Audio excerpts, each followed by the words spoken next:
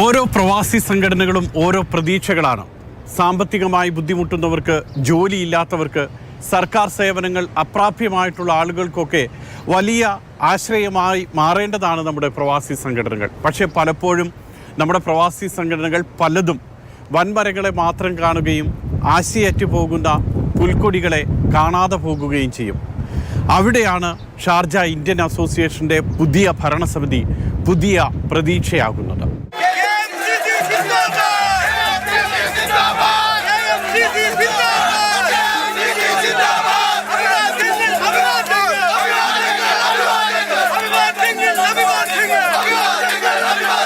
തെരഞ്ഞെടുപ്പ് വിജയത്തിന്റെ ആഘോഷം മാത്രമല്ല ഇത്, ഷാർജ ഇന്ത്യൻ അസോസിയേഷനിലെ മാറ്റത്തിന്റെ തുടക്കം. വേറിട്ട ചിന്തകളും നിലപാടുകളും ഒരുമിപ്പിച്ചുള്ള പുതിയ ഭരണമുന്നണിയുടെ പിറവി.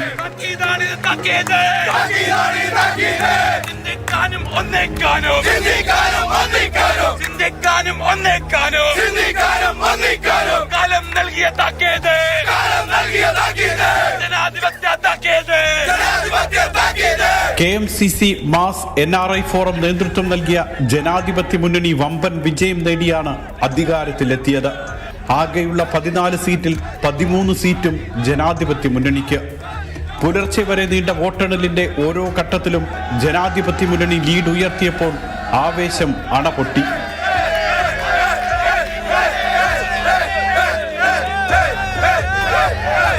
വാശിയേറിയ പോരാട്ടം പ്രസിഡന്റ് സ്ഥാനത്തേക്കായിരുന്നു.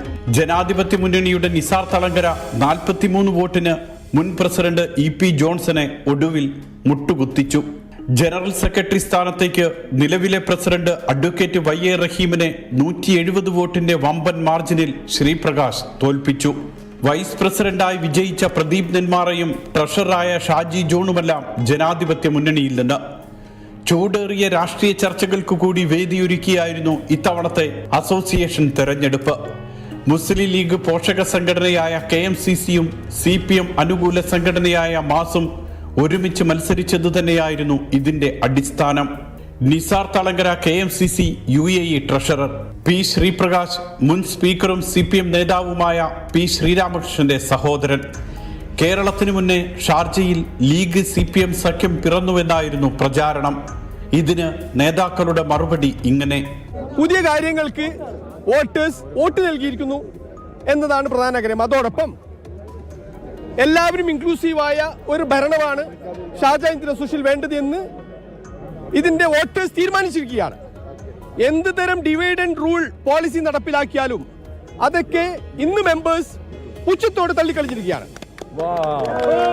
ഇതൊരു സാംസ്കാരിക കേന്ദ്രമാണെന്നും കക്ഷി രാഷ്ട്രീയത്തിന്റെ മത്തിക്കറിയും അയിലക്കറിയുമൊന്നും ഇവിടെ ചെലവാവില്ല എന്നും വളരെ കൃത്യമായി ഷാർജ ഇന്ത്യൻ അസോസിയേഷനിലെ പ്രബുദ്ധരായിട്ടുള്ള വോട്ടർമാർ തിരിച്ചറിഞ്ഞിട്ടുണ്ട് എന്ന സന്ദേശമാണ് ഈ തെരഞ്ഞെടുപ്പ് നൽകുന്നത്.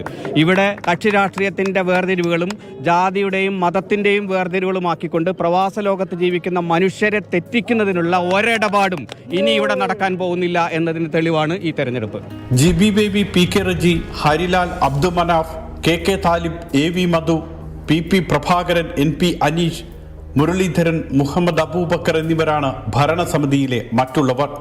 ഇതിൽ AV മധു മാത്രമാണ് കോൺഗ്രസ് പിന്തുണയുള്ള മതേതര ജനാധിപത്യ മുന്നണിയിൽ നിന്ന് വിജയിച്ചത്. പ്രതിപക്ഷത്ത് ഒരാൾ മാത്രമാണെങ്കിലും അവഗണിക്കപ്പെടില്ല എന്ന ഉറപ്പ് നൽകുന്നുണ്ട് ഭരണപക്ഷം. പ്രതിപക്ഷമെന്നോ ഭരണപക്ഷമെന്നോ ഭേദമില്ലാതെ എല്ലാ കക്ഷികളുടെയും അഭിപ്രായങ്ങൾ നമ്മൾ സ്വീകരിക്കും. കഴിഞ്ഞകാല പ്രസിഡൻ്റായിരുന്ന YA റഹീമിൻ്റെയോ അല്ലെങ്കിൽ EP-യുടെയോ മറ്റ് പ്രതിപക്ഷ കക്ഷികളുടെയോ ഒക്കെ അഭിപ്രായങ്ങളെ പൂർണ്ണ മനസ്സോടുകൂടെ സ്വീകരിച്ചുകൊണ്ട് ആ എക്സ്പെർട്ടൈസിനെയും പരിചയത്തെയും പൂർണ്ണമായും ഉപയോഗപ്പെടുത്തിക്കൊണ്ട് മാത്രമാണ് ഇനിയും മുന്നോട്ട് പോവുക. ഇത് ഒരു ഭംഗിവാക്ക് മാത്രമാകരുതെന്നാണ് പ്രവാസികളുടെ പ്രതീക്ഷ. മുൻകാലങ്ങളിലെ തെറ്റുകൾ പുതിയ ഭരണസമിതി ആവർത്തിക്കരുത്. ഏകപക്ഷീയമായ ഭൂരിപക്ഷം ഉത്തരവാദിത്വം കൂട്ടുമെന്ന് തിരിച്ചറിയണം.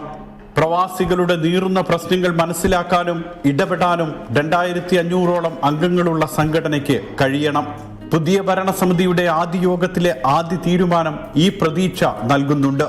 വിദേശത്ത് വെച്ച് മരിക്കുന്ന പ്രവാസികളുടെ മൃതദേഹം നാട്ടിലേക്ക് കൊണ്ടുപോകുന്നതിന് കേന്ദ്ര ആരോഗ്യ മന്ത്രാലയത്തിന്റെ നേരിട്ടുള്ള അനുമതി വാങ്ങണമെന്ന പുതിയ നിയമത്തിനെതിരെയായിരുന്നു ആദ്യ പ്രമേയം.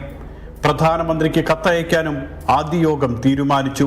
നമ്മൾ ഇവിടുന്ന് മരണപ്പെട്ടു പോയ നമ്മുടെ പ്രവാസികൾക്ക് അവിടെ നിന്നുള്ള ഡെസ്റ്റിനേഷൻ എയർപോർട്ടിൽ നിന്നുള്ള മെഡിക്കൽ സർട്ടിഫിക്കറ്റ് അവിടെ മിനിസ്ട്രി അറ്റാച്ച് ചെയ്ത് ഇങ്ങോട്ട് ആക്കണം എന്നുള്ളൊരു നിയമം വന്നിട്ടുണ്ട്. ആ നിയമം പ്രവാസികൾക്ക് ബുദ്ധിമുട്ടാണ് സർ. അത് നിങ്ങളൊന്ന് വളരെ കാരുണ്യത്തോടു കൂടി ഇന്ത്യ ഗവൺമെൻറ് അത് കാണണം. അതോടൊപ്പം ഞങ്ങൾ ഈ മെമ്മോറാണ്ടം ഞങ്ങൾ പ്രൈം മിനിസ്റ്റർ ഓഫ് ഇന്ത്യ, വിദേശകാര്യ മന്ത്രാലയം, ഹെൽത്ത് ഡിപ്പാർട്ട്മെൻറ്റ്, എയർപോർട്ട് അതോറിറ്റി, അതുകൂടാതെ കേരള ഗവൺമെൻറ്, നോർക്ക, ഇവർക്കൊക്കെ ഞങ്ങൾ ഈ മെമ്മോറാണ്ടം കൊടുക്കുന്നുണ്ട്. അപ്പം ആദ്യം പ്രസിഡന്റ് എന്ന രീതിയിൽ ആദ്യമായി ഞാൻ സൈൻ ചെയ്തത് ഒരു മനുഷ്യത്വപരമായ ഒരു അപ്പീലാണ്.